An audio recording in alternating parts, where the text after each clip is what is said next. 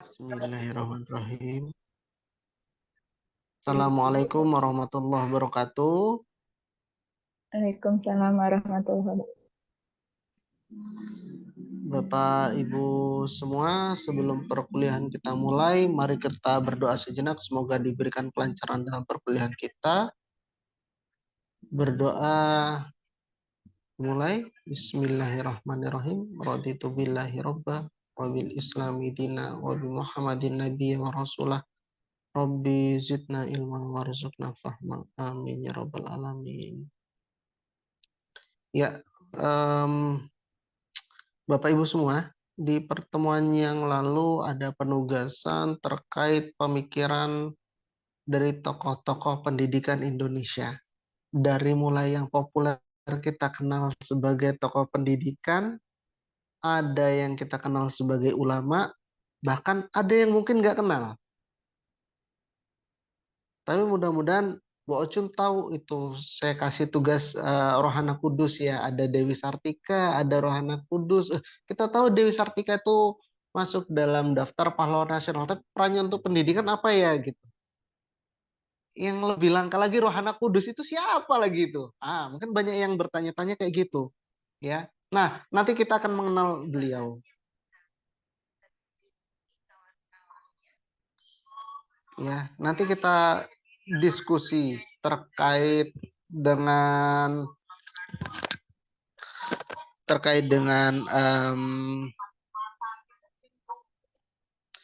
pemikiran mereka. Sejauh ini kita memang belajar tentang pemikiran tokoh-tokoh Barat.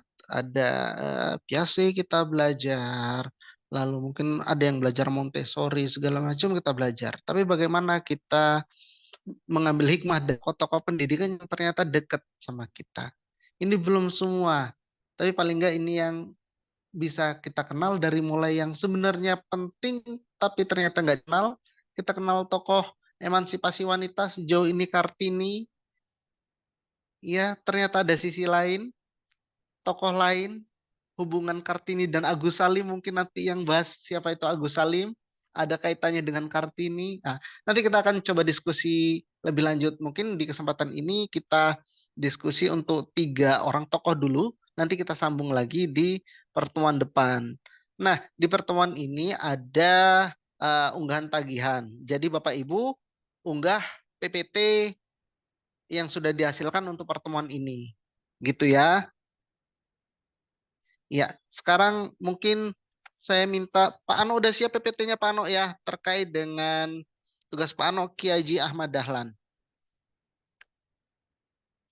Ya, Pak. Ya.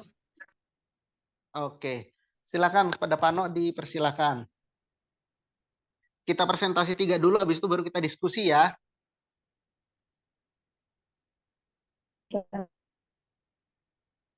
Monggo.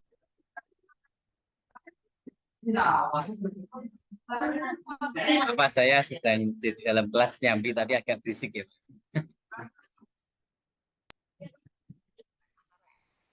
Oke, Pak Ano. Assalamualaikum warahmatullahi wabarakatuh.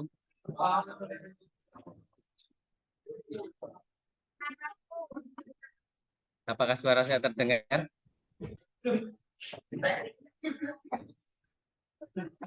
Saya izin share screen-nya.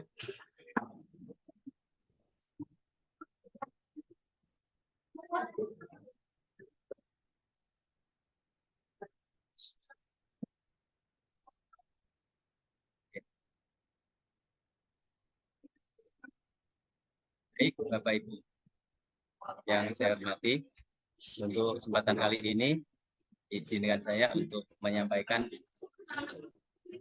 materi filsafat pendidikan IPA. Dalam hal ini saya akan membahas tentang tokoh pendidikan Kiai Haji Ahmad Dahlan, yaitu yang kita kenal sebagai pendiri Persyarikatan Muhammadiyah.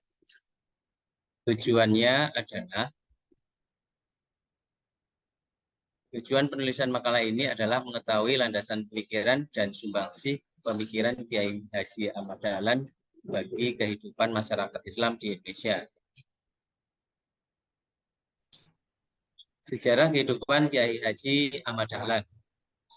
Kiai Haji Ahmad Dahlan yang mempunyai nama kecilnya dikenal dengan nama Muhammad Darwis adalah seorang ulama yang mempunyai gerakan tajdid dan pembaruan. Beliau adalah anak keempat dari 7 bersaudara dari pasangan suami istri Kiai Haji Abu Bakar bin Kiai Sulaiman dan Siti Aminah binti almarhum Kiai Haji Ibrahim yang dilahirkan pada tanggal 1 Agustus 1868 di Desa Kauman, Yogyakarta pada masa pemerintahan Sri Sultan Hamengkubuwono VII. Ayahnya merupakan seorang khatib terkemuka di Masjid Besar Kesultanan Yogyakarta, mendidik anaknya dengan pelajaran dan pengajaran agama Islam. Beliau adalah seorang kiai dan tokoh Islam pada masa itu. Karena begitu besar perhatiannya orang tua Kiai Haji Ahmad Dahlan terhadap pendidikan Islam, maka Kiai Haji Ahmad Dahlan dikirim ke Mekah pada usia 15 tahun untuk melakukan ibadah haji sekaligus menuntut ilmu. Kiai Haji Ahmad Dahlan merupakan salah satu ulama yang aktif terlibat dalam organisasi. Semasa karir organisasinya, beliau pernah menjadi anggota Budi Utomo dan Syarikat Islam. Pada masa itu disebut SI. Kiai Haji Ahmad Dahlan mendirikan organisasi Islam Muhammadiyah pada tanggal 18 November 1912 di Desa Kauman, Yogyakarta. Organisasi yang didirikan oleh Kiai Haji Ahmad Dahlan bukanlah organisasi yang bergerak di bidang politik, namun juga melakukan intervensi di bidang sosial, khususnya di bidang pendidikan. Kiai Haji Ahmad Dahlan menjadikan Muhammadiyah sebagai sarana dakwah dan pendidikan, serta memperkenalkan ideologi reformasi Islam. Landasan pemikiran Kiai Haji Ahmad Dahlan. Organisasi Muhammadiyah termasuk organisasi besar di Indonesia. Nama organisasi Muhammadiyah diambil berasal dari nama Nabi Muhammad SAW, yaitu Muhammad, yang artinya Nabi Muhammad, dan Iyah, yang artinya itu adalah pengikut. Jadi dapat disimpulkan Muhammadiyah adalah orang-orang yang menjadi pengikut Nabi Muhammad SAW. Jika seseorang telah menyatakan masuk Islam, sebenarnya secara langsung mengikrarkan diri menjadi umat Muhammadiyah atau warga Muhammadiyah. Landasan pemikirannya, sebagai organisasi Islam, Muhammadiyah mempunyai tujuan utama untuk mengembalikan ajaran Islam sesuai dengan Al-Quran dan Al-Hadis dari penyimpangan yang disebabkan bercampurnya kebiasaan daerah tertentu dengan alasan adaptasi. Dalam dakwahnya, Muhammadiyah berpedoman dengan di dalam Al-Quran surat Al-Imran, yaitu wal takum minkum ummatu yad'una ilal khairi wa ya'muruna bil ma'ruf wa yanhauna 'anil munkar wa ulaika humul muflihun. Dan hendaklah ada di antara kamu segolongan umat yang menyeru kepada kebajikan, menyuruh kepada yang ma'ruf dan mencegah dari yang mungkar. Mereka lah orang-orang yang beruntung. Nah, sumbangsi pemikiran Kiai Haji Ahmad Dahlan pada masyarakat Indonesia, yaitu sumbangsi terbesar Kiai Haji Ahmad Dahlan adalah pendirian organisasi Islam Muhammadiyah pada tahun 1912. Muhammadiyah didirikan sebagai gerakan pembaharuan Islam yang mencakup aspek pendidikan, sosial, dan ekonomi. Organisasi ini menjadi pusat pembaharuan Islam yang berorientasi pada kepentingan umat dan kemandirian. Muhammadiyah tidak memandang salah satu mazhab, akan tetapi Muhammadiyah bermanhaj, yaitu pedoman warga Muhammadiyah dalam melakukan ibadah atau menjalani kehidupan yang sesuai dengan Al-Quran dan As-Sunnah, dan telah dimusyawarahkan melalui majelis tarjih. Kesimpulan, sebagai organisasi Islam, Muhammadiyah mempunyai tujuan utama untuk mengembalikan ajaran Islam sesuai dengan Al-Quran dan hadis dari penyimpangan yang disebabkan bercampurnya kebiasaan daerah tertentu dengan alasan adaptasi. Sumbangsi terbesar Kiai Haji Ahmad Dahlan adalah pendirian Muhammadiyah pada tahun 1912. Muhammadiyah didirikan sebagai gerakan pembaruan Islam yang mencakup aspek pendidikan, sosial, dan ekonomi. Organisasi ini menjadi pusat pembaruan Islam yang berorientasi pada kepentingan umat dan kemandirian. Dalam pergerakannya, Muhammadiyah mendirikan amal usaha Muhammadiyah atau AUM dan perjuangan dengan ketertiban organisasi untuk kepentingan dakwah Islam. Demikian presentasi yang dapat saya sampaikan. Saya kembalikan ke Pak Arif dan rekan-rekan sekalian. Terima kasih.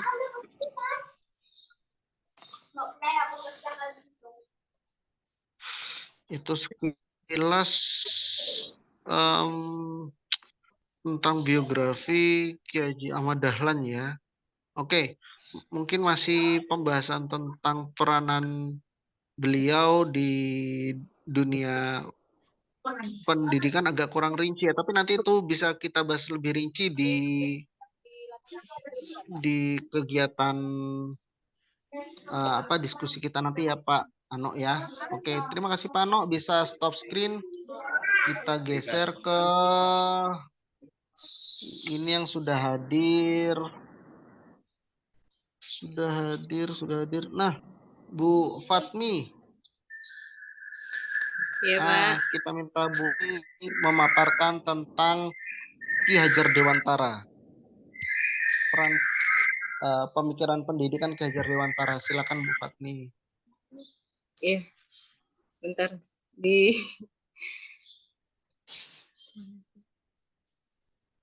ininya di laptop, Pak. Bentar, Pak. Yang ini di HP.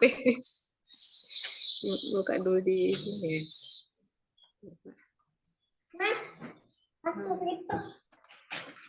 Mama. Bentar, Pak. Aduh. Nanti dulu.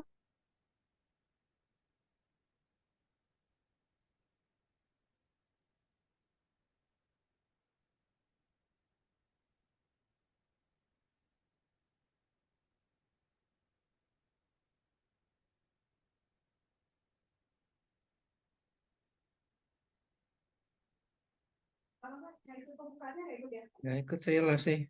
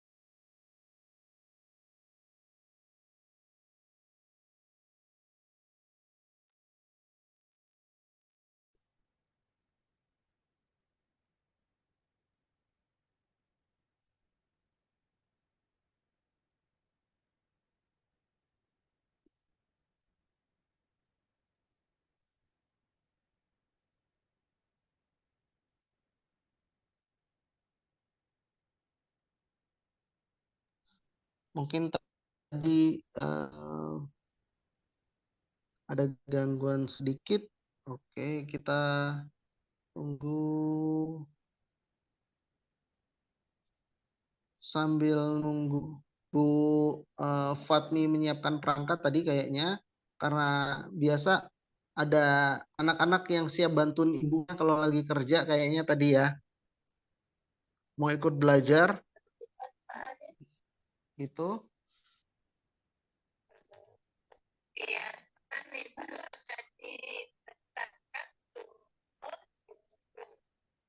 Mungkin sekarang bisa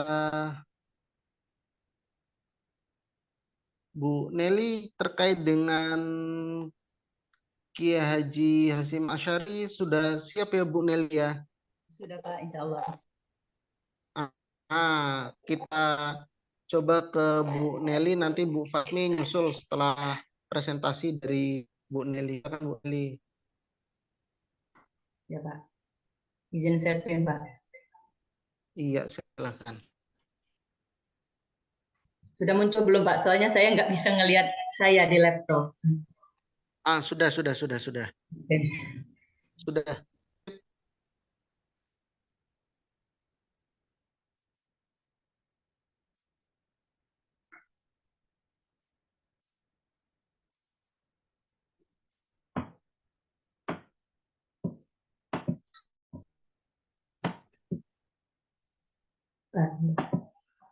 Bismillahirrahmanirrahim. Assalamualaikum warahmatullahi wabarakatuh.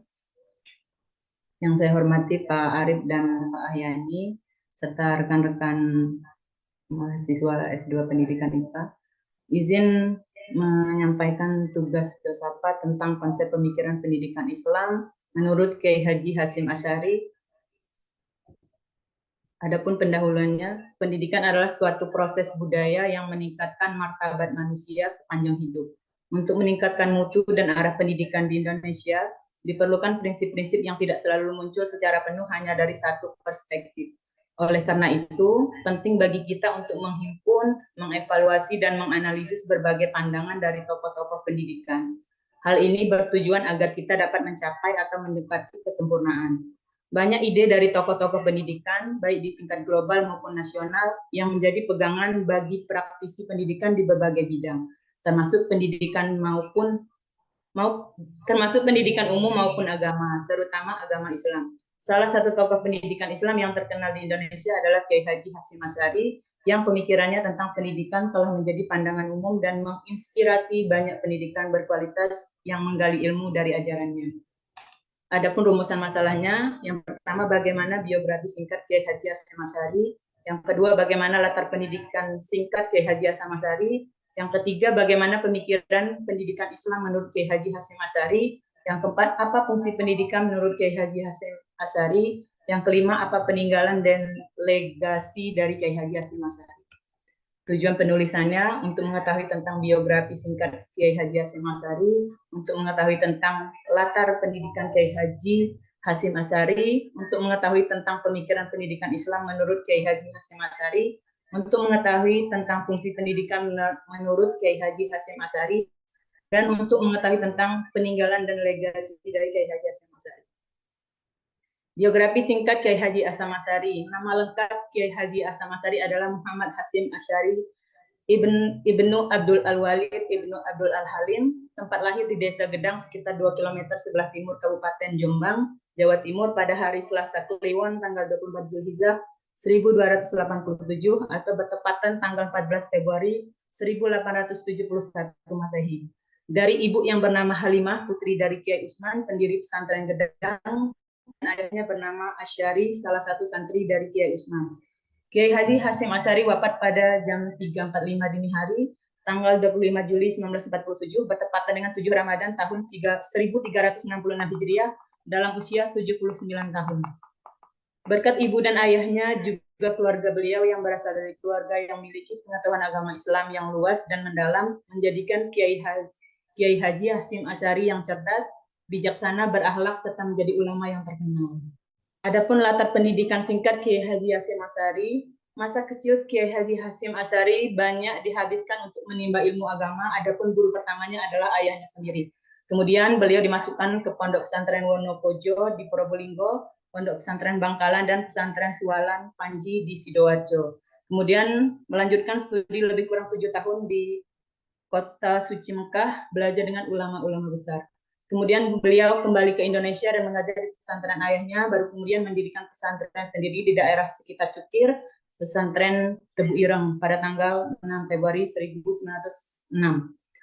Kemudian beliau mengajar merupakan profesi yang ditekuninya sejak masih di pondok. Beliau telah dipercaya untuk membimbing atau mengajar santri-santri baru. Ketika di Mekah, beliau juga sempat mengajar. Adapun karya-karya beliau begitu banyak, yang antaranya yang pertama itu ada Adab al-Alim wa al-Muta'alim, yang artinya etika guru dalam murid. Ada banyak sekali dan ini kurang lebih 13 yang mungkin yang terkenal. Terus pemikiran pendidikan Islam menurut Kiai Haji Hashim Asy'ari. Pertama, pendidikan itu penting sebagai sarana mencapai kemanusiaannya, sehingga menyadari siapa sesungguhnya penciptanya, untuk apa diciptakan, melakukan segala perintahnya dan menjauhi segala larangannya, untuk berbuat baik di dunia dan menegakkan keadilan, sehingga layak disebut sebagai makhluk-makhluk yang diciptakan Tuhan. Menurut Kiai Haji Hashim Asy'ari, tujuan pendidikan pada setiap manusia ada dua, yaitu yang pertama, menjadi insan purna yang bertujuan mendekatkan diri kepada Allah Subhanahu wa Ta'ala. Yang kedua, insan purna yang bertujuan mendapatkan kebahagiaan dunia dan akhirat. Kiai Haji Hashim Asy'ari membagi etika pencari ilmu dalam 10 bagian yang harus dikerjakan seorang pencari ilmu. Yang pertama, mensucikan hati dan jiwa dari berbagai macam goncangan keimanan dan keduniaan. Yang kedua, meluruskan niat. Yang ketiga, tidak menunda dan mengulur-ulur kesempatan untuk ilmu. Yang keempat, bersabar dan bersifat qanaah terhadap berbagai macam nikmat dan cobaan. Yang kelima, bijak mengatur waktu. Yang keenam, menyederhanakan apa yang dimakan dan minum. Yang ketujuh, bersifat wara. Yang kedelapan, membuang makanan atau minuman yang bisa membawa pada kemalasan, kelalaian, dan kebodohan. Yang kesembilan, mengurangi durasi tidur. Serta yang ke-10, menjauhi hal-hal yang kurang bermanfaat. Arti pendidikan Islam dalam pandangan Kiai Haji Hashim Asy'ari tidak lain adalah usaha membangun seluruh potensi diri, baik dari sisi jasmani maupun sisi rohani, dalam menuntut, mempelajari, mendalami, menghayati, menguasai, dan mengamalkan ilmu pengetahuan dalam mendukung kehidupan dunia dan agama. Fungsi pendidikan menurut Kiai Haji Hashim Asy'ari ada dua. Yang pertama, sebagai fondasi umat. Artinya di sini adalah orang-orang yang akan diangkat derajatnya adalah mereka yang menuntut ilmu sembari mengamalkan ilmu yang dimilikinya. Yang kedua yaitu sumber nilai-nilai kebajikan. Kiai Haji Hashim Asy'ari menegaskan bahwa meningkatkan kualitas pemahaman agama bertujuan mewujudkan kebajikan.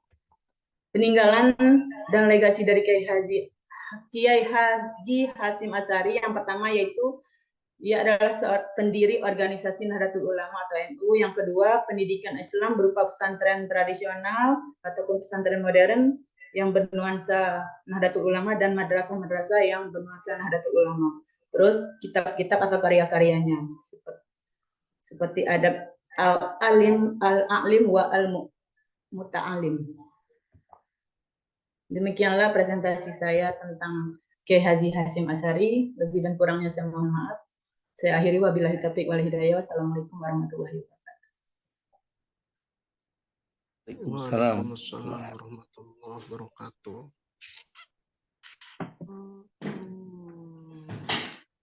Sekarang kita cek kondisi Bu Fatmi. Sudah ready, Fatmi? Iya, Pak. Saya lagi ini, Pak, nyoba yang lewat laptop, Pak. Buka, Pak. Oke. Lagi loading.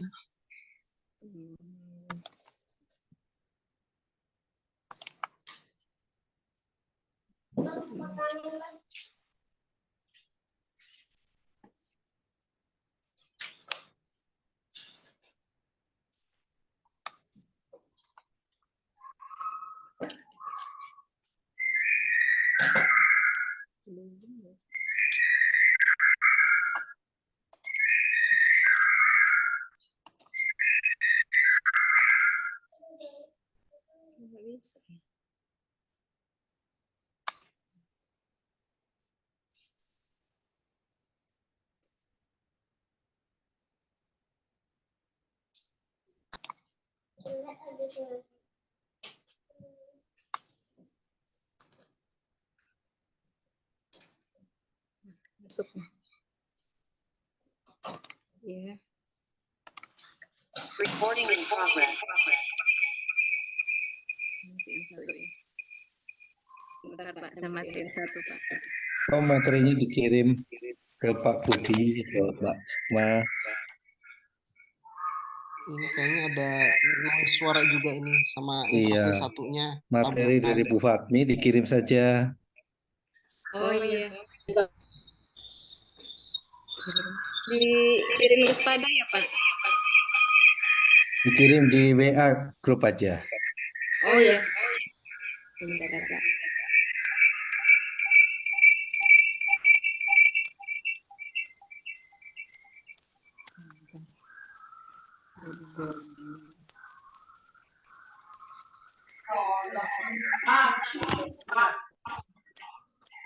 Mungkin untuk interface-nya bisa di jauhkan jaraknya Bu Fatmi. Iya, Pak.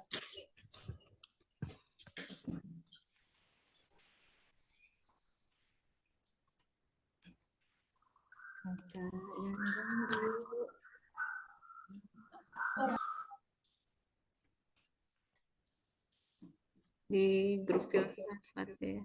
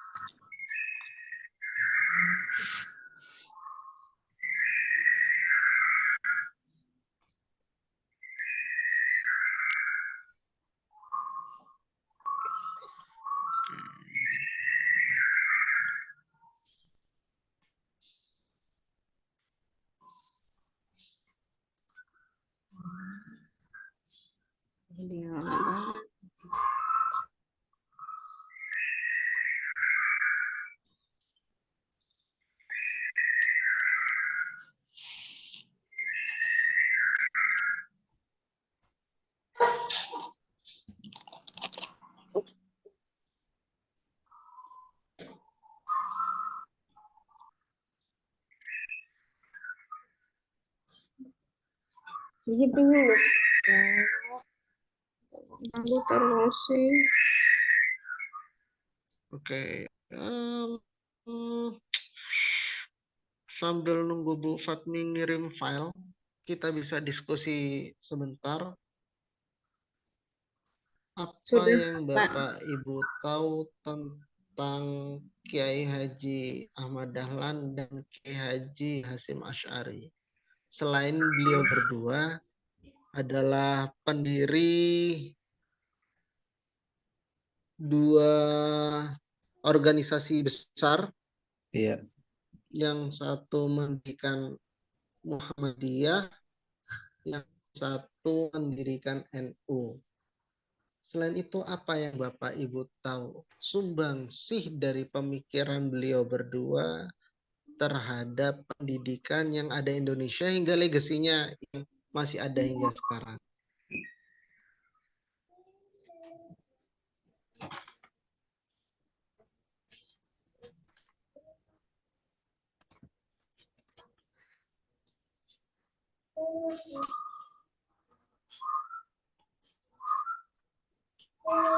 Udah kelihatan belum, Pak? Oke, ini sekarang Ya, sudah Bu oke, Fatmi. sudah. Sudah. Sudah ya, Pak? Sudah. Iya.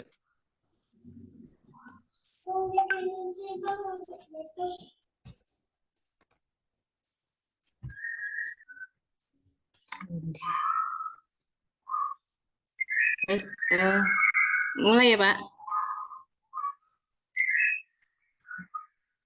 Ya, halo. Silakan. Ya, baik. Assalamualaikum warahmatullahi wabarakatuh. Terima kasih Waalaikumsalam. kepada Bapak Ahyani dan Bapak Arif selaku dosen pengampu mata kuliah Filsafat Sains. Pada kesempatan kali ini saya ingin mempresentasikan tentang makalah saya, yaitu tokoh pendidikan Ki Hajar Dewantara. Untuk latar belakangnya sendiri, Ki Hajar Dewantara yaitu lahir pada 2 Mei 1889 di Yogyakarta dengan nama RM Suwardi Suryaningrat atau SS, yaitu putra dari GPH Suryaningrat atau cucu dari Sri Paku Alam ketiga. Dari genealoginya, SS adalah keluarga bangsawan Paku Alaman. Kemudian untuk perjuangannya di bidang politik dan pendidikan inilah kemudian pemerintah Republik Indonesia menghormatinya dengan berbagai jabatan dalam pemerintahan RI, mengangkat Ki Hajar Dewantara sebagai Menteri Pendidikan dan Kebudayaan pada tahun 1000. Gelar doktor honoris causa dari Universitas Gadjah Mada tahun 1959 dan diangkat sebagai pahlawan nasional pada tahun 1959.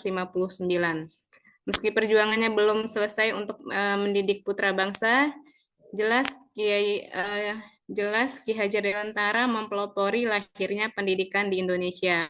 Berbicara tentang tokoh pendidikan di Indonesia, banyak sekali yang menjadi panutan pemikirannya. Salah satunya yaitu Ki Hajar Dewantara.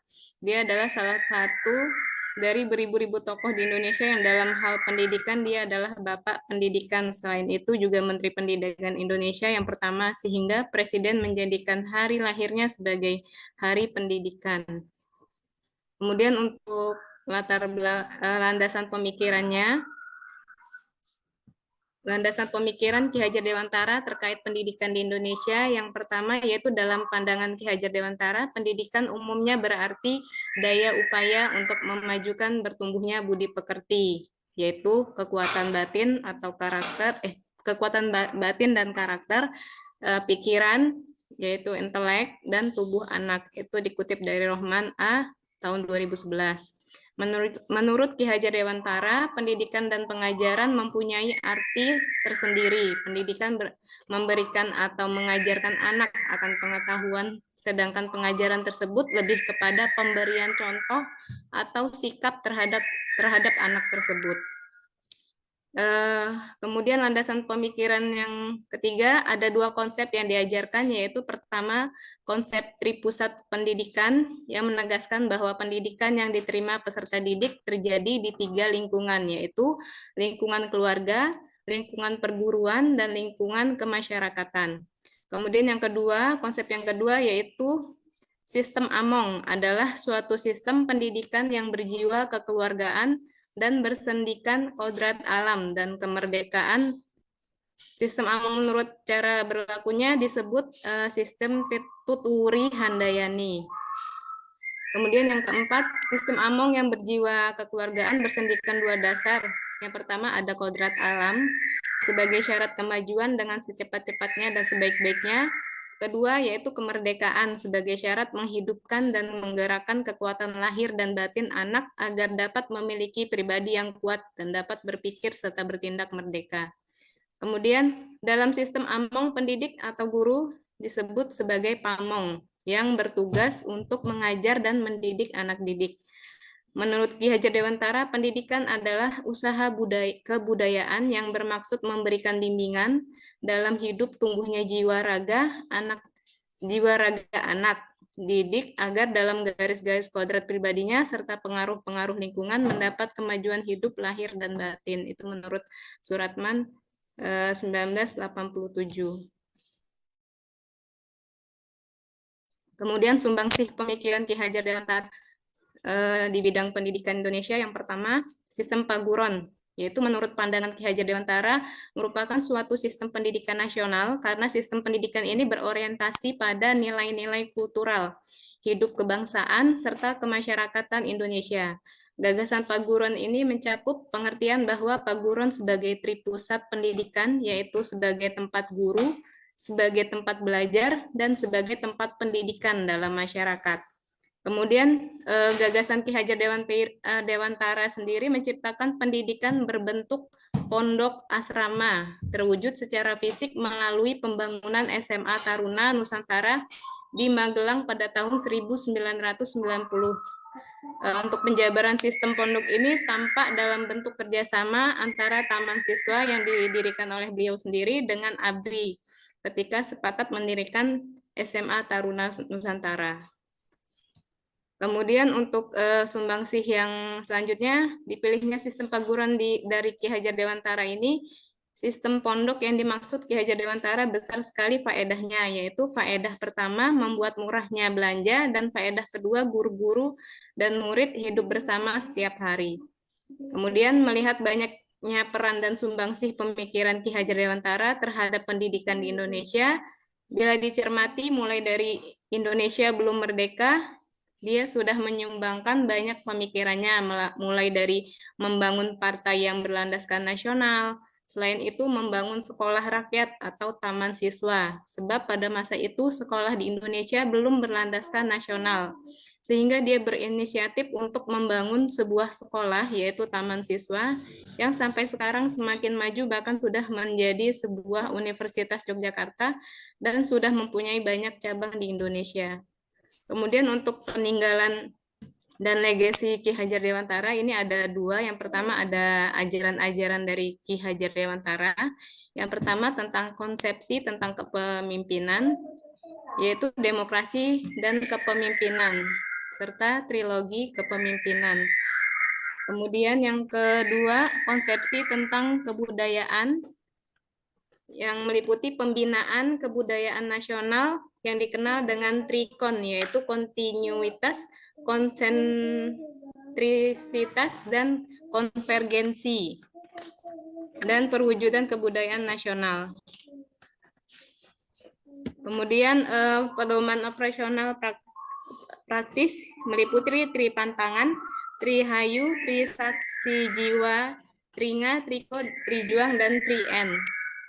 Mohon maaf Pak, saya ini bentar nyolok dulu Pak. Mau mati laptopnya.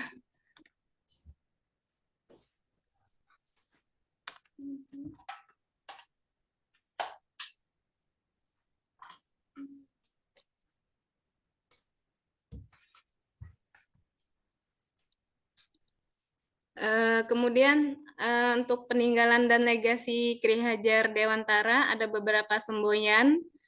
Yang pertama yaitu Lawan Sastra Ngesti Mulia pada tahun 1852 KK atau 1922 Masehi. Yang kedua Suci Tata Ngesti Tunggal. Yang ketiga Hak Diri untuk Menuntut Salam dan Bahagia. Yang keempat, salam bahagia diri tidak boleh menyalahi damainya masyarakat. Yang kelima, kode untuk hidup sempurna. Yang keenam, alam hidup manusia adalah alam hidup perbulatan. Yang ketujuh, kita berhamba kepada sang anak. 8, tetap antep mantep. Yang kesembilan, ngandel, kendel, bandel, kande. Yang ke-10, neng ning nung nang. Yang ke-11, tuthuri handayani. Yang ke-12 bibit bebet bobot, yang ke-13 senyari bumi sedumuk batuk dan lakonita kerpati, yang ke-14 lebih baik mati terhormat daripada hidup nista. Yang ke-15 syariat tidak dengan hakikat adalah kosong. Yang ke-16 rawe-rawe rantas malang-malang putung. Yang ke-17 dari natur ke arah kultur. Ya dari beberapa peninggalan dari Ki Hajar Dewantara sendiri yang masih dipakai dalam sistem pendidikan kita sampai dengan saat ini yaitu Tutwuri Handayani. Ya, demikian presentasi dari saya. Saya akhiri. Wassalamualaikum warahmatullahi wabarakatuh. Waalaikumsalam warahmatullahi wabarakatuh. Kesempatan siang hari ini kita bahas dua orang tokoh pendidikan, dua dari Jogja, satu dari Jawa Timur. Kalau di Kiai Ahmad Dahlan mendirikan Muhammadiyah, Hadratul Syekh Kiai Haji Hasyim Asy'ari itu mendirikan Nahdlatul Ulama, lalu Ki Hajar Dewantara dengan taman siswanya, gitu ya, Iya. yang sampai sekarang guru-gurunya masih dipanggil Kiai dan Nyai, Ibu Nyai, gitu ya. Iya, Pak. Di sekolah-sekolah masih sering panggil kayak gitu guru-guru di taman siswa. Oke, dari tiga orang tokoh besar pendidikan Indonesia yang sudah diuraikan tadi, apakah ada yang ingin ditanyakan? Kita akan diskusi seputar pemikiran beliau bertiga. Sumbangsihnya kalau dari sisi bangunan, sisi kelembagaan, kita nggak perlu sibuk-sibuk nyari. Tapi bagaimana dengan pemikiran-pemikiran beliau gitu ya? Karena bangunan yang kokoh, organisasi yang awalnya besar, kalau tidak diiringi dengan pemikiran-pemikiran yang benar-benar radikal, benar-benar bisa menyentuh hingga hati dan pikiran rakyat, pasti tidak akan langgeng sampai sekarang karya-karya dari beliau. Mungkin ada yang mau ditanyakan dari Bapak Ibu semua?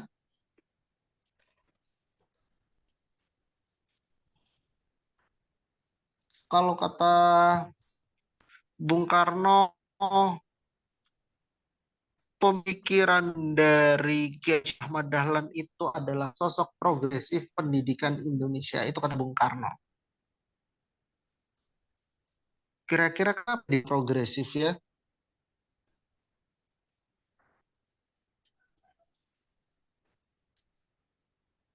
Itu.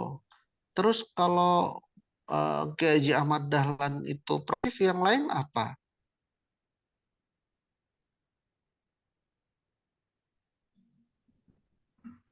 Ya kan? Kenal ya kayak tadi biografinya, lahir kapan, tapi peninggalan pemikirannya apa? Apa yang bedakan Kiai Haji Ahmad Dahlan dengan Kiai Haji Hasyim Asy'ari? Kiai Haji Ahmad Dahlan itu hidup sezaman dengan Ki Hajar Dewantara, rentang hidupnya sama-sama di Jogja, satu basisnya di Keraton Melayu Yogyakarta Hadiningrat, yang satu di Puri Paku Alaman. Ya, nggak nyampe 2 kilo udah ketemu tuh kompleks perumahan mereka berdua.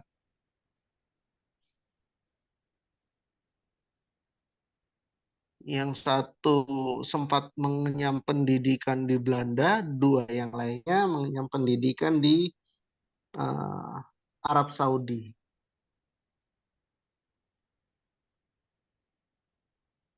Iya, kira-kira kenapa Kiai Haji Ahmad Dahlan itu disebut sebagai orang yang progresif?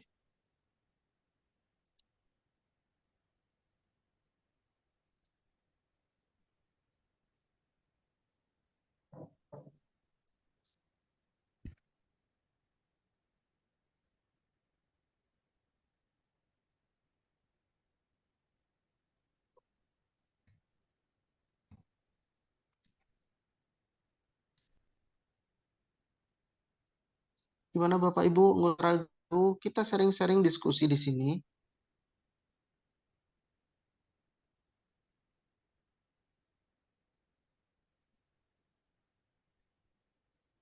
Apa yang Bapak Ibu tahu tentang Kiai Haji Hasyim Asy'ari? Coba kalau tadi yang bikin PP-nya Bu Neli, mungkin em,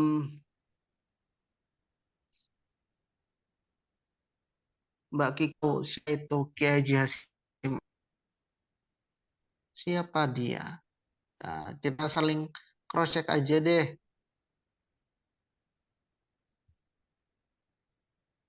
Gimana Bu Kiki? Bu Kiki tahu tentang Kiai Haji Hasyim Asy'ari?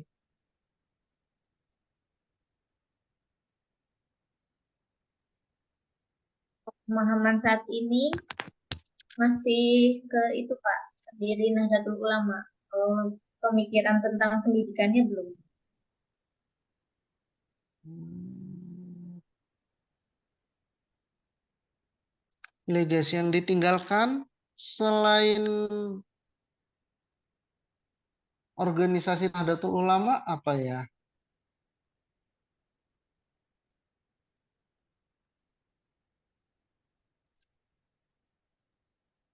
Apa yang membedakan corak pendidikan dari NU dan Muhammadiyah?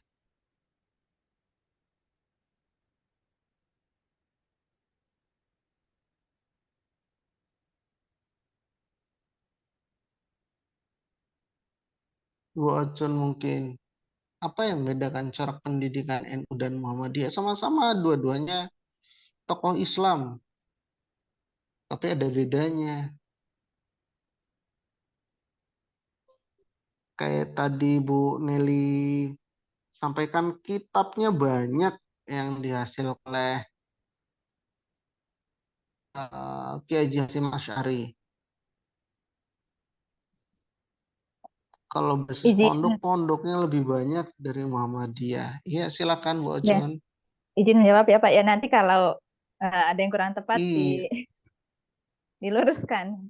Jadi iya, iya. sepemahaman saya Pak yang corak antara Muhammadiyah dan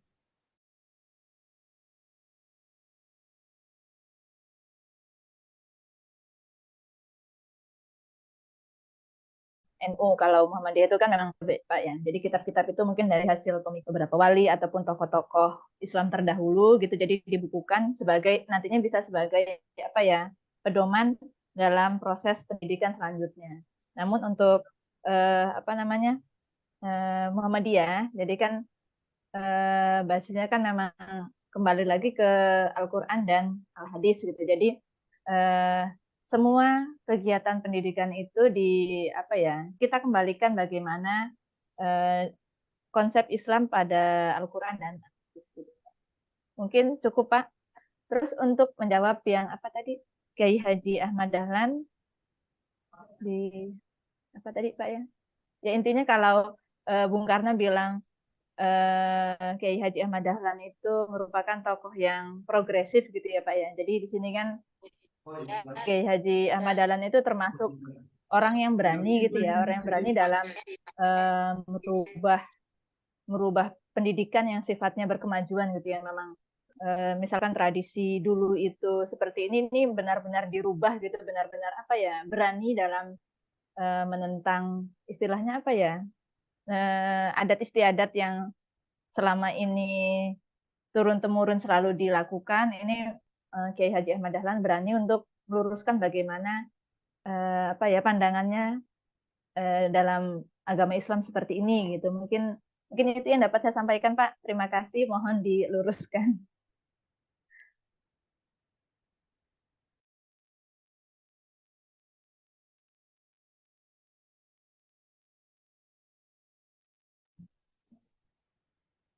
Ya, Izin terima menambahkan kasih. sedikit, Pak. Silakan yang lain. Saya Pak izin menambahkan sedikit. Ya, silakan. Ya, Jadi, mungkin kalau dari antara Kiai Haji Ahmad Dahlan sama Kiai Haji Hasyim Asy'ari memang dalam pandangan mereka berdua memang berbeda. Kalau dari coraknya, kalau si Kiai Haji Ahmad Dahlan dia lebih ke modern. Kalau si Kiai Haji Hasyim Asy'ari dia lebih ke tradisional, ke musyawarah. Kalau di pendidikan sekarang misalnya kayak diskusi kelompok. Diskusi kelompok itu mungkin sebuah salah satu cara pendidikan di pondok pesantren. Terus pandangan pendidikan menurut Kiai Haji Ahmad Dahlan, kenapa dia dikatakan oleh Insinyur Soekarno sebagai seorang yang progres tadi, mungkin karena menurut Kiai Haji Ahmad Dahlan bahwa dalam rangka meringankan pemikiran manusia itu harus bergerak, jangan diam saja. Jadi kita harus bergerak dari statis menuju pemikiran yang dinamis, yang ditujukan kepada orang-orang yang siap melahirkan sarjana-sarjana yang terampil atau manusia-manusia terampil dan kreatif. Tapi kalau menurut Kiai Haji Hasyim Asy'ari, dia lebih kepada upaya untuk mendekatkan diri kepada Sang Penciptanya. Artinya, sehingga dengan mendekatkan diri kepada Sang Penciptanya, kebahagiaan dunia dan akhirat juga tetap berlandaskan pada Al-Quran dan Hadis. Walaupun ya dua-duanya perbedaan, tapi tujuannya tetap untuk pendidikan Indonesia yang lebih baik. Mungkin itu, Pak.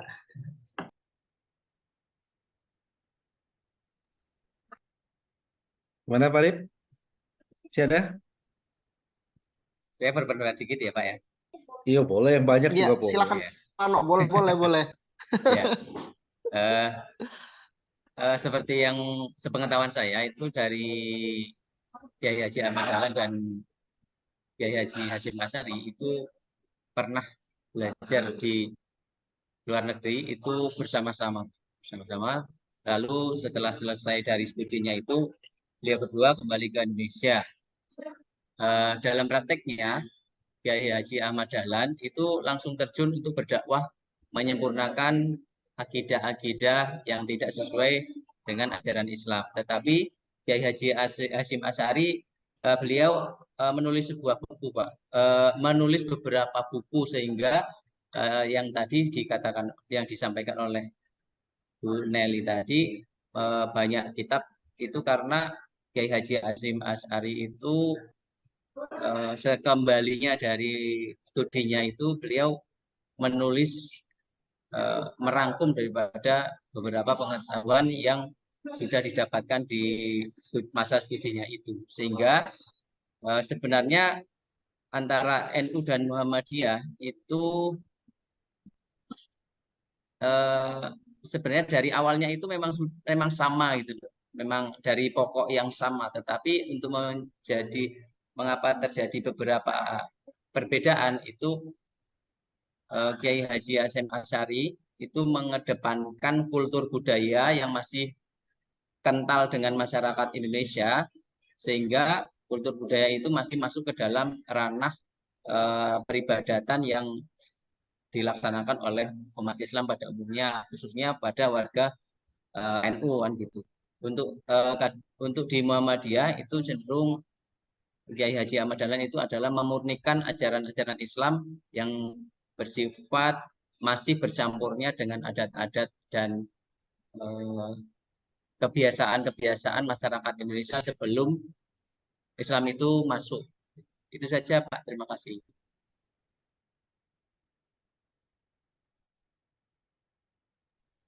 Mic-nya belum Pak Arif. Oh iya, terima kasih Pak Ano atas pendapatnya terkait dengan dua tokoh itu. Negara yang maju memang tidak bisa dilepaskan peran gurunya gitu. Dan tidak jarang guru-guru Indonesia itu tercatat sebagai pejuang besar yang bahkan orang-orang tidak tahu bahwa sesungguhnya mereka itu sebelum sebagai pejuang di medan perang, di medan diplomasi, mereka adalah guru. Ada Bung Karno, ada Jenderal Sudirman, ada termasuk Insinyur Juanda, banyak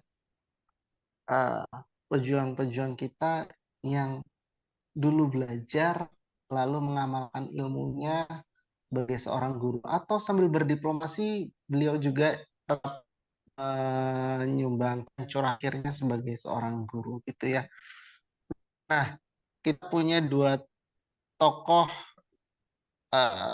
Islam besar di Indonesia, ada Kiai Haji Ahmad Dahlan, ada Kiai Haji Hasyim Asy'ari, lalu ada Ki Hajar Dewantara, seorang bangsawan yang memberikan pendidikan bagi rakyat-rakyat kecil gitu. Nah, kalau Kiai Haji Ahmad Dahlan basisnya sekolah-sekolah modern, Kiai Haji Hasyim Asy'ari basisnya di pondok-pondok pesantren.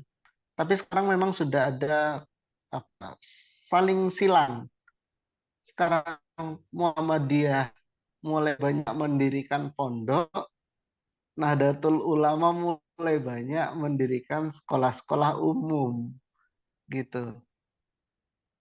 NU juga nggak kalah banyaknya bangun perguruan tinggi sekarang, dan itu bukti bahwa semuanya sudah mulai progresif. Mungkin Pak Yani bisa memberikan gambaran terkait dengan tokoh-tokoh itu, pemikirannya seperti apa? Silakan Pak Yani. Baik, Assalamualaikum warahmatullahi wabarakatuh. Terima kasih Mas Arief dan teman-teman semuanya.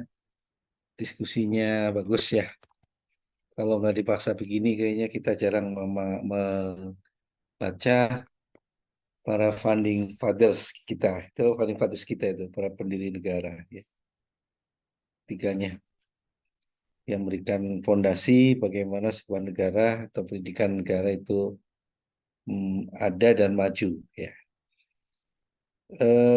Ketiganya saling menguatkan, hanya tataran pekerjaannya yang berbeda.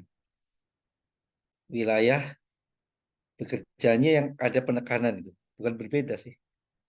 Tetap ingin bahwa pendidikan itu harus bisa memanusiakan manusia itu. Jadi mendidik itu tidak melepaskan jati diri anak, fitrah anak sebagai seorang manusia yang memiliki keragaman potensi. ada titik temu di sana sebenarnya. Memanusiakan manusia kan gitu ya. Tidak memaksa seorang A agar menjadi ini, si B menjadi ini. Jadi ada fungsi-fungsi dari guru sebagai pamong itu yang harus paham tentang itu, ya. Memperhatikan kodrat alam seorang siswa. Kodrat alamnya sebagai apa dia, di mana itu kecerdasannya. Itu ketiganya konsen ke sana. Secara spesifik yang disampaikan oleh Bu Nelly, Pak Budi, Pak Ocun dan lain-lain itu ada penekanan sedikit ya. Benar penekannya ke sana. Ki Hajar Dewantara itu bergerak kepada kultur, lebih kepada kultur. Jadi pendidikan budaya adalah awal untuk membangun pendidikan. Tapi pendidikan juga akan berakhir dengan membangun budaya. Ya kan? Jadi pendidikan itu mempunyai peran ganda. Ya, peran ganda itu.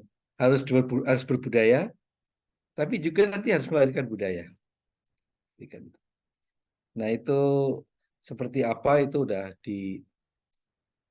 dibahas di profil pendidikan Pancasila ya. Yang sudah baca itu banyak dibahas, dikaji di sana. Bagaimana membangun pendidikan yang terikat dengan budaya, yang tidak melupakan kodrat alam dan kodrat zaman. Walaupun zamannya berubah seperti sekarang, kaum milenial bergerak ke dunia digital, tapi tetap kodrat alam, budaya lokal itu harus dianggap sebagai kelebihan, harus diangkat sebagai kelebihan, sebagai keunikan lah ya. Jangan justru ditinggalkan, karena nanti orang di dunia sama kalau yang diangkat sama global. Justru orang-orang luar itu mencari yang unik-unik gitu. Kita masa melupakan yang unik-unik, padahal negara kita itu sangat unik dengan belasan ribu budaya dan bahasa. Itu sangat unik, punya kodrat alam yang harus diperhatikan sehingga nanti bisa diangkat menjadi kelebihan. Ya, itu yang banyak dicari sekarang. Coba aja orang di mana-mana itu nyari-nyari seperti itu. Saya baru tanya nasi tiwul di Punggol itu, ada kegemaran Pak Agil tuh. Waduh, katanya, Pak berangkatnya harus jam 7 gitu. Jam 10 itu udah habis nasi tiwul seperti itu. Jadi bikinnya pakai anglo, pakai kayu bakar itu. Kayu bakar masih di rumah biasa lah itu Bapak Ibu teman saudara kita yang dari Cina itu ke sana itu nyerbu. Jadi jam 10 udah habis Pak, tinggal sisa-sisa. Waduh. Nah kalau mau berangkat jam 7 sampai sana belum lapar. Gimana pulang lapar Di lagi? gubukan pinggir sawah lagi Pak ya. Iya, itu Gubukan katanya. pinggir sawah lagi. Pak Arif pernah ya? Pernah ya, Pak Arif ya? Nah Iya itu, Pak, di gubukan pinggir sawah itu Pak. iya makanya saya pengen ke sana tapi kok pagi sekali kalau nggak habis Pak ya. Tahu aja loh orang-orang itu. Iya, termasuk fenomena scuba duit dalam itu luar biasa dari mancanegara perhatiannya. Jadi yang seperti itu yang justru kelebihan, namanya comparative advantage ya, kelebihan komparatif dari kita itu dibanding bahasa lain. Nah, itu kodrat alam itu yang harus menurut Ki Hajar Dewantara itu diangkat, jangan lupa itu, jangan dilupakan. Kapanpun itu akan bermakna. Kemudian Bu Nelly tadi sudah mengidentifikasi dengan benar Muhammadiyah itu adalah Ahmad Dahlan itu memang dan Kiai Hasyim Asy'ari itu satu guru, satu ilmu ya. Guru di Mekah juga sama ya. Guru di Mekah itu namanya siapa Pak Arif, lupa. Ini saya tadi googling karena susah dihafal ya. Itu Syekh Ahmad Khatib Al-Minangkabawi, Al-Minangkabawi. yaitu guru Ahmad kedua Khatib Al-Minangkabawi. di Mekah. Kemudian di Semarang juga ada siapa darat-darat itu Iya, namanya. Kiai Haji Soleh Darat. Kiai Haji Soleh Soleh Darat Darat ya. Pak. Iya, betul. Iya. Kiai Soleh Darat Pak Arif itu Itu di Semarang. Jadi mereka itu satu guru satu ilmu. Tapi mereka itu saling melengkapi itu. Ini Pak Hasyim Muzadi itu kalau menguraikan peran Muhammadiyah dan NU itu saling menguatkan pas betul loh. Hasyim Muzadi itu. Bekas Ketua Umum PBNU itu, Pak Hasyim Muzadi itu pas betul.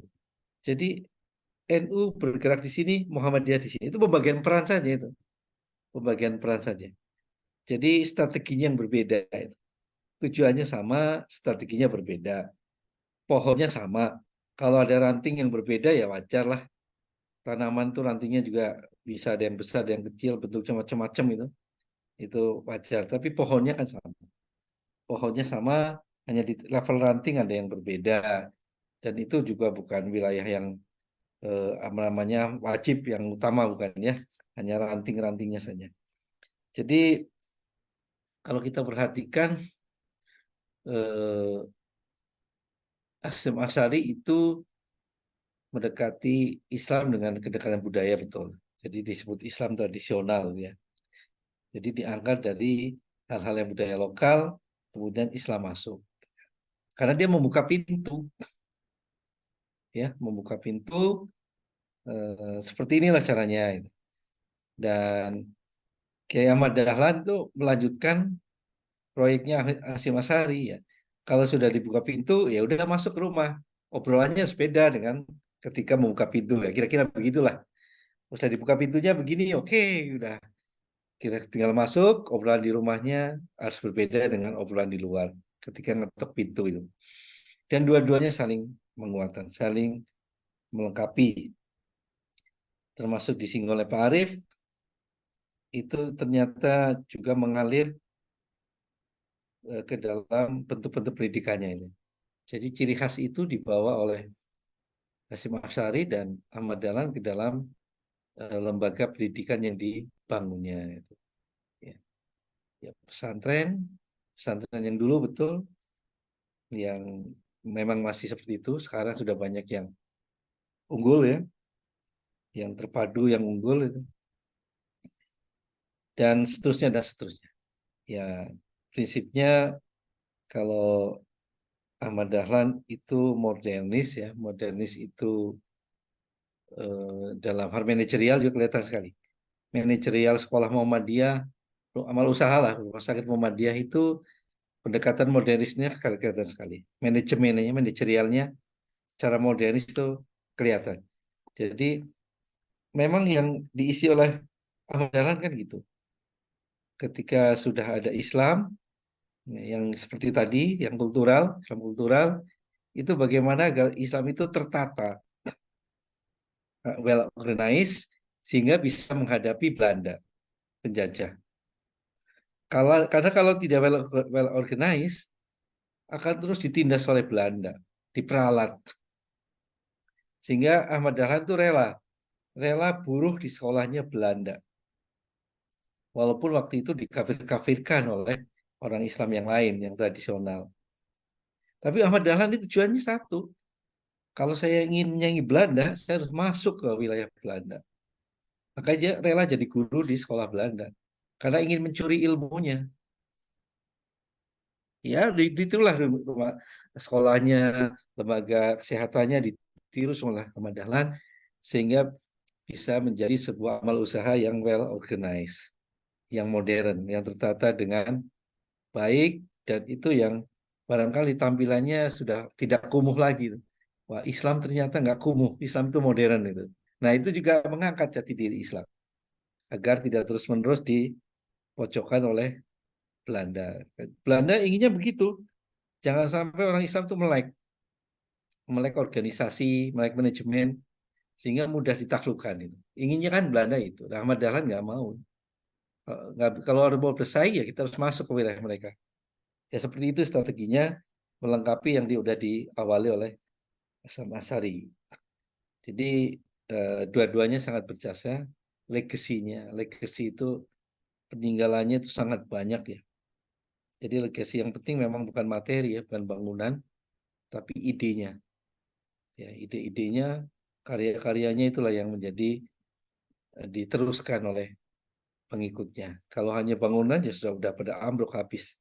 Tapi mereka meninggalkan legacy yang paling level tinggi sehingga bisa diteruskan oleh penerusnya.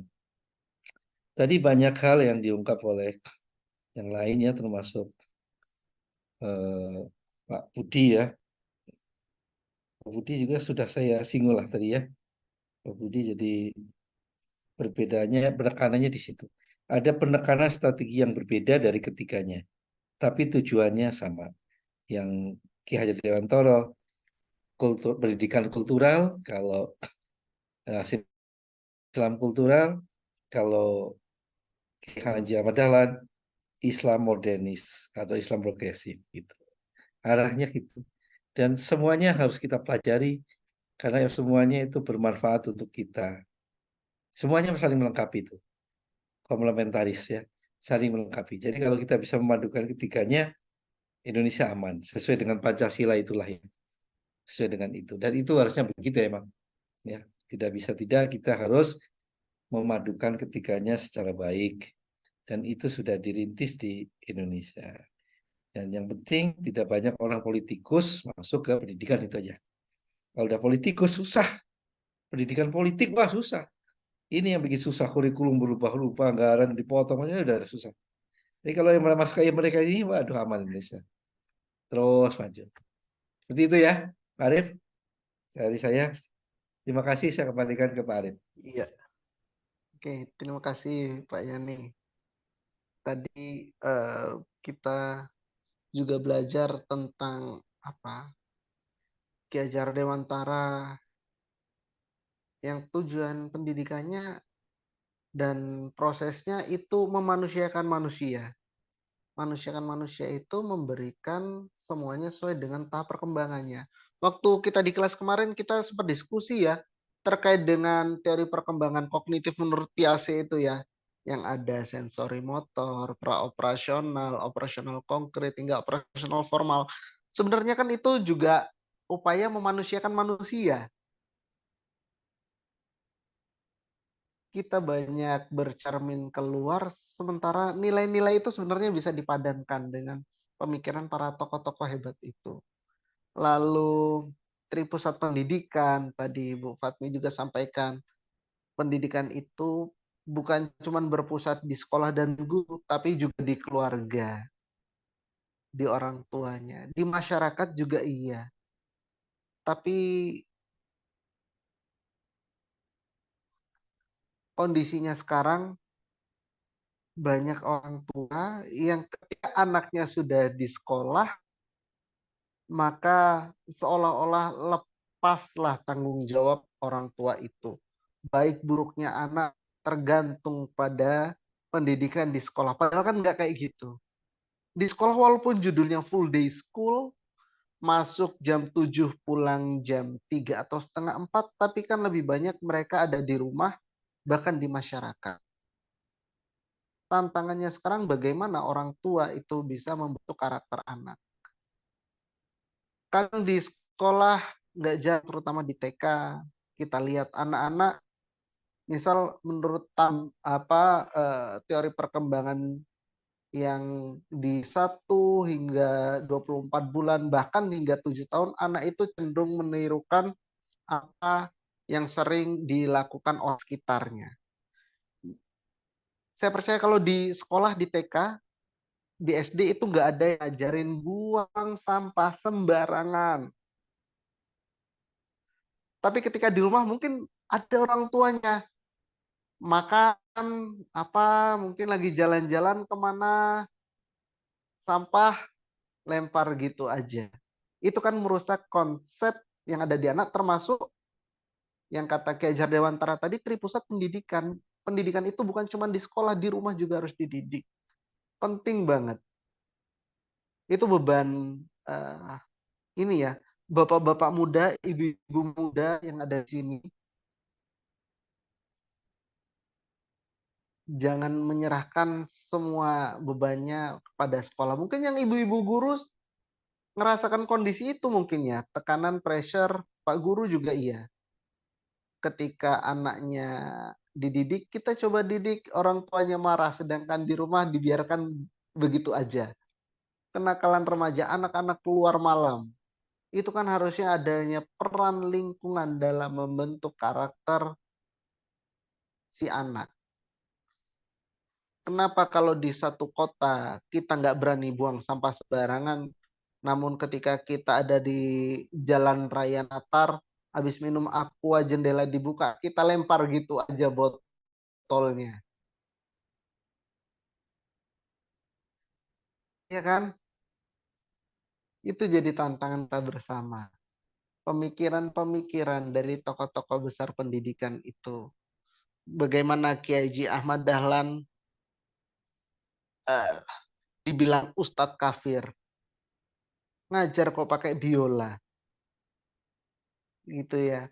Kecerdasan antara seni dan matematis itu harus seimbang. Itu yang diajarkan oleh para guru-guru bangsa kita. Itu. Lalu bagaimana Kiai Haji Hasyim Asy'ari melalui kajian seksamanya mengupayakan resolusi jihad nantinya. Bung Karno rela dari Surabaya, kadang ketika ada Kiai Haji Ahmad Dahlan diskusi bareng Cokro Aminoto untuk menyaksikan bagaimana sosok progresif ini mengajar, berceramah.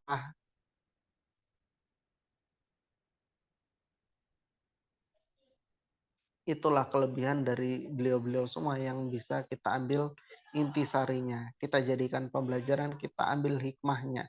Bagaimana kita membangun dan membentuk pendidikan kita ke depannya. Nggak ada salahnya kita ngelihat Piaget, Montessori, lalu Ganyi, nggak ada salahnya kita melihat tokoh-tokoh itu. Tapi ternyata ada padanannya di Indonesia gitu ya. Banyak dasar profesor-profesor mungkin mereka eh, psikologi pendidikan, perkembangan peserta didik semua ngerujuk sana. Belajar pembelajaran. Tapi ternyata ada tokoh-tokoh Indonesia yang bisa kita jadikan contoh. Gitu. Mungkin itu ada yang bisa kita diskusikan lagi Bapak Ibu semua.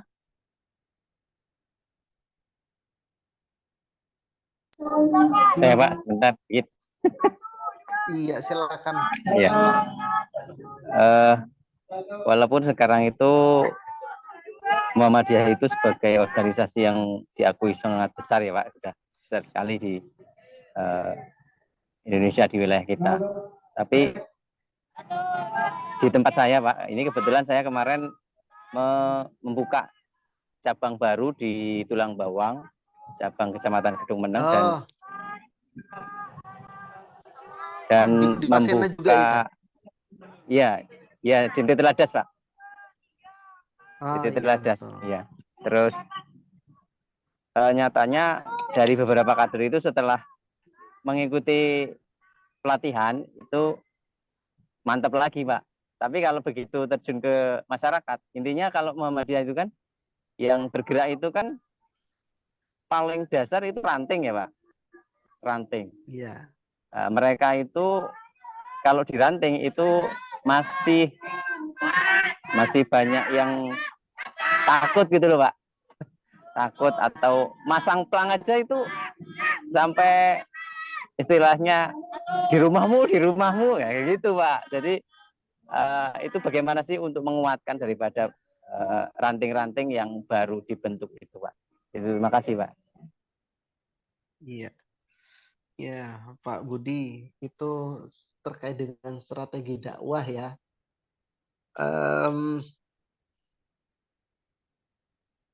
Nggak bisa dipungkiri, sejauh ini memang dakwah kultural di Muhammadiyah itu agak sedikit lemah. Dakwah kulturalnya. Ya, makanya untuk di perkotaan Muhammadiyah bisa dibilang kuat. Tapi di pedesaan itu jadi tantangan dakwah tersendiri. Kenapa? stigma-stigma yang ada sejauh ini jangan masuk Muhammadiyah nanti kalau ninggal nggak diyasinin. Tuh ketawa semua, Nggak didoakan. pasti pasti itu jadi tantangan tersendiri gitu ya. Nanti kalau ninggal kayak kucing dikubur habis itu nggak didoain. Ada yang bilang kayak gitu. Iya kan? Itu kan sebenarnya kita diskusi tentang cabang-cabang atau furu'iyahnya gitu ya, bukan hakikatnya sebenarnya. Perdebatan em, kunut nggak kunut. Toh sebenarnya nggak ada masalah juga toh kalau orang Muhammadiyah mimpin subuhan terus kunut. Iya kan? Ya nggak masalah. Sekali kunut sekali enggak gitu. Nggak masalah. Mungkin itu yang ditakutkan ketika mungkin kita bisa sering ikut pengajian mereka sebagaimana Pak R juga ikut kajian yasinan. Akhirnya kultur yasinannya yang tadinya pengajian itu ya baca yasin berubah jadi pengkajian, mengkaji ayat. Memang itu nggak bisa diubah dalam 1-2 hari ya, seperti apa yang dilakukan Pak AR di Sumatera Selatan waktu itu ya. Beliau sempat ditugaskan di Sumatera Selatan. Beliau nggak nolak untuk ikut yasinan, tapi kita ubah kulturnya. Bagaimana dari mengaji, membaca berubah menjadi mengkaji lebih dalam lagi. Wah, esensinya. Ini saya di Jogja juga, kalau dari S1, S2 itu di lingkungan Muhammadiyah, pindah ke keraton pun di keraton itu banyak masjidnya masjid Muhammadiyah masih. Tapi ketika sudah geser ke Sleman, itu sudah kulturnya kultur NU. Kalau nggak ternyata Pak Imamnya nggak ada ya subuh ya kunut kita. Karena jamaahnya kunut semua. Itu kan bentuk bentuk lain dari toleransi. Bukan berarti kita menghilangkan identitas kita. Oh, jika dikaji semua punya dasarnya. Yang salah mungkin ketika kita takbir kok takbirnya bukan cuman sejajar bahu, telinga, tapi nyampe atas ini nah. Itu kan takbirnya mengada-ada namanya. Itu aliran apa lagi? Nah, kalau yang kayak gitu patutlah dijauhi itu Pak Ano. Selama Muhammadiyah masih ada dasarnya, pelan-pelan nggak apa-apa Pak Ano. Strategi dakwah Pak Ano. Gitu. Tantangannya memang Ano, stigma-stigma negatif karena mereka mungkin belum kenal. Gitu ya. Kalau gitu ya Pak Ano ya. Pelan-pelan Pak Ano, nggak apa-apa Pak Ano. Saya juga ada beberapa keluarga yang terjadi adalah konflik internal ketika satu anggota keluarga meninggal, kita nggak hadir yasinan, terus dianggap dikucilkan keluarga kan, jangan sampai untuk masalah yang cabang seperti itu, nilai silaturahmi jadi rusak. Kalau kita datang niat mendoakan, apalagi itu keluarga kita, ya apalagi masih doa. Toh setiap hari juga kita berdoa ya, Allahumma gfir lil muslimin wal muslimat wal mu'minin wal mu'minat al ahya'i minhum wal amwat. Itu kan kita juga agak mendoakan bagi yang hidup dan juga yang sudah mati gitu. Tapi ya memang tidak spesifik dengan ayat-ayat tertentu mungkin Muhammadiyah itu. Ya kan nggak ada spesifik ayat tertentu. Mungkin justru yang disunahkan kalau malam Jumat itu baca Al-Kahfi. kalau ada yang baca Yasin, tapi kita baca Al-Kahfi. Tapi kan nggak ada salahnya juga kalau kita mau baca Ar-Rahman kan? Iya. Karena kita ini umat tengahan, jangan terlalu mungkin ada corak-corak Muhammadiyah yang semi-semi mirip sama Salafi mungkin, atau ada yang bilang Muhammadiyah itu Wahabi. Kita posisikan diri kita bukan orang yang suka mengkafir-kafirkan. Mungkin ada, wah kata Muhammadiyah yang nggak sesuai kafir itu bukan Muhammadiyah. Mungkin stigmanya ada di situ. Itu bagaimana kita berdakwah, kita umat tengahan, umatan wasato, umat tengahan yang kalau misal mereka punya paham yang berbeda nggak masalah, asal mereka ada dasar gitu ya. Saya juga coba merubah kondisi itu di keluarga, terutama istri akikah itu nanti jangan hari ke-7, hari ke-14, hari ke-21. Untuk apa nyelisin? Karena kalau hari ke-7 itu mirip kayak apa? Orang meninggal ya. Karena sunahnya yang baik itu ada di hari ke-7. Kalau mau doakan orang meninggal 7 hari berturut-turut ya nggak apa-apa juga gitu. Kita ambil hadis yang terkuat itu, eh, manhaj kita itu. Ya Pak Nok ya, mungkin agak sedikit melebar ini karena pertanyaan Pak Nok nggak sesuai dengan ini nih topik kita. Tapi nggak apa-apa, itu sharing pengalaman aja. Ya Pak Nok, jadi nggak usah takut Pak Nok. Ya, tetap kita doakan.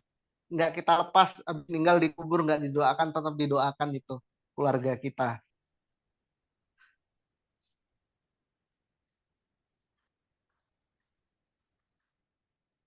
Bapak Ibu ya. Mungkin Pak Yani mau nambahkan atau cukup Pak Yani? Ya, makasih. Memang suasana ya, lingkungan yang membuat begitu. Kalau di kami di Selikur, depan Rumah Sakit Islam ya, dengan saya, masjid kami, wah bebas-bebas sekali. Mau pakai kunut, mau tidak, itu udah biasa banget. Ada yang tidak pakai kunut, tiap subuh, itu malah yang imam dijadikan imam utama sama penduduk di situ. Karena apa? Bacaannya paling bagus ya, dan paling banyak hafalannya. Nah, barangkali Pak Budi apa Pak Arno sih makanya ini? Pak Budi ya? Terus saya Pak Budi loh. Terserah Pak, bisa. Iya, Pak Budi atau temennya nanti kalau dilantik itu ada yang bacaannya bagus, pasti mau tidak mau mereka juga sungkan. Ah ini Pak Budi aja lah jadi imam. Gitu. Karena termasuk saya sangat lemah membaca Al-Quran, membaca Al-Quran dengan baik dan fasih, dan hafalannya juga pas-pasan gitu loh. Hanya pas untuk sholat tarawih aja. Itu pun yang pendek-pendek pilihannya itu loh. Tapi kalau punya yang bagus bacaannya, ya, barangkali nanti akan selalu disuruh jadi imam, mimpin doa. Nah, itu masuk mulai. Ya, masuk diakui di situ. Karena memang beda lah kalau di suasana yang lebih desa ya, di Tulang Bawang kan dengan metro beda. Kalau di metro udah cair, nggak masalah seperti itu. Sudah saling memahami betul.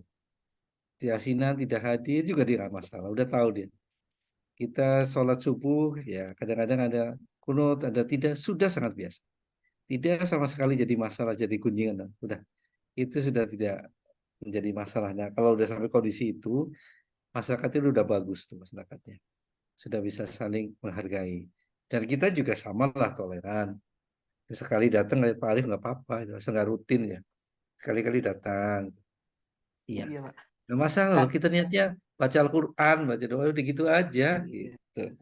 Kalau kita tidak melaksanakan yang apa, karena kata tadi itu mendoakan itu bisa dari mana saja. Ya, kalau orang Muhammadiyah tidak senang ziarah kubur, ya dia tidak tiap hari atau sampai ke Banten, sampai ke Madura, ke Bali, ke Jawa, keliling lah, Cirebon itu, ya nggak apa-apa. Karena mendoakan orang meninggal dari jauh juga sama Iya. dengan meninggalkan datang ke kuburannya. Ya nggak boleh malah nanti di kuburan minta doa dari udah mati. Udah mati kok dimintain doa, gimana coba logikanya? Kan nggak bisa, udah meninggal kok. Udah tinggal doa. Ya kalau berdoakan dari jauh kan sampai. Doa itu Allah udah lama pakai sistem digital, nggak pakai kabel, nirkabel kan. Nggak harus datang langsung, tidak harus luring gitu. Ya kan udah sangat lama pakai sistem nggak luring. Ya agama kan begitu emang. Jadi tidak harus. Nah itu keprihatinan juga itu saya Sekarang itu udah campur aduk itu, yang wisata ziarah dengan bisnis. Kadang-kadang kasihan sama, ada sih saudara itu sampai pulangnya nggak bisa jalan, buka-buka kakinya. Karena sampai Bali, sampai Madura, ini nggak pernah tidur di hotel. Di mobil terus 1 minggu. Udah tua-tua, hanya diajak dari kuburan ke kuburan gitu loh. Maksud saya, doanya dari jauh saja lah. Kan gitu kan itu biasa ya, tengah-tengah ya. Itu yang seperti itu kan wajar lah. Ya, artinya kita harus pakai akal yang seperti itu. Ya. Karena mendoakan orang meninggal itu dari jauh pun nggak masalah. Kemudian ya terkait tadi udah diluruskan oleh Pak Arief banyak lah ya. Kita harus sabar, harus saling pengertian, yang penting simpatik. Nanti orang juga ikut kita. Kita jangan tidak simpatik, jangan ekstrim malah ya, simpatik gitu. Beragama yang lapang, yang simpatik itu yang justru menarik bagi orang lain, gitu ya. Jangan yang fanatik sekali. Gitu. Nah, artinya fanatik sekali itu meniadakan budaya lokal, lingkungan sekitar itu. Ya karena tadi menghormati tetangga, silaturahmi juga nilai yang utama. Itu ajaran-ajaran seperti itulah yang penting ya. Berislam dengan berlapang dada ya, dan empati ya, membangun empati. Jadi jadilah orang-orang yang bisa membangun empati, nanti orang lain juga tertarik gitu ya. Jadi kita tidak menghakimi, tapi kita coba melaksanakan yang sebenarnya seperti itu. Ya kalau Ahmad Dahlan itu ketika ngaji di Banyuwangi itu malah mau dibunuh, ada berapa kali kan Ahmad Dahlan itu. Pengajian di Banyuwangi kan pusatnya santet. Sampai sekarang persatuan dukun di Banyuwangi juga sangat kuat. Apalagi dulu itu ya, santet itu. Sampai sana itu udah dirubung masyarakat, seberapa desa itu. Debat dengan polisinya. Terus polisinya mau bubarin. Ya, Ahmad Dahlan kan cerdas. Nah, tugas polisi itu melindungi yang baik gitu. Apa melindungi yang salah ya. Mencegah kebaikan, mencegah kesalahan. Dan seterusnya debat akhirnya polisinya kalah. Akhirnya boleh dilindungi oleh polisi. Ya, kalau baik kan tidak menimbulkan yang merusak keamanan itu kan baik gitu. Itu kan tugas polisi melindungi itu. Kenapa saya harus dibubarkan gitu dan seterusnya itu. Ya akhirnya berhasil lah Ahmad Dahlan waktu itu ceramah di Banyuwangi. Tapi itu sangat kuat sampai sekarang. Nah seperti itu barangkali ya kita apa ya pelan-pelan lah seperti itu ya. Sesuai dengan inilah kira-kira batas toleransi kita sampai mana gitulah. Ya seperti itu. Karena ternyata Kiai Hasyim Asy'ari juga tadi memakai 4 mazhab juga kan ya.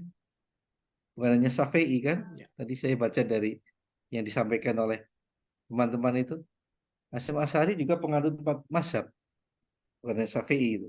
Ya, artinya dari awalnya sebenarnya ada percikan-percikan yang sama gitu. Ketika turun-temurun itu yang menjadi ada penafsiran yang distorsi penafsiran. Barangkali itu. Dan pelaksanaannya. Saya pikir itu Pak Arief, waktunya juga udah habis ya. Saya kembalikan ke Pak Arief dan saya akhiri. Assalamualaikum warahmatullahi wabarakatuh. Waalaikumsalam. Assalamualaikum warahmatullahi wabarakatuh. Jadi itu Bapak Ibu semua, diskusi kita hari ini. Minggu depan ada tokoh-tokoh menarik. Ada Kiai Gus Salim yang dikenal area Belanda sebagai The Great Old Man gitu ya. Lalu ada Rohana Kudus dan juga ada Dewi Sartika. Mudah-mudahan kita bisa mengambil banyak hikmah dari para tokoh-tokoh besar itu. Mari kita akhiri kegiatan perkuliahan kita dengan doa kifaratul majelis. Subhanakallahumma rabbana wa bihamdika asyhadu an la ilaha illa anta astaghfiruka wa atubu ilaik.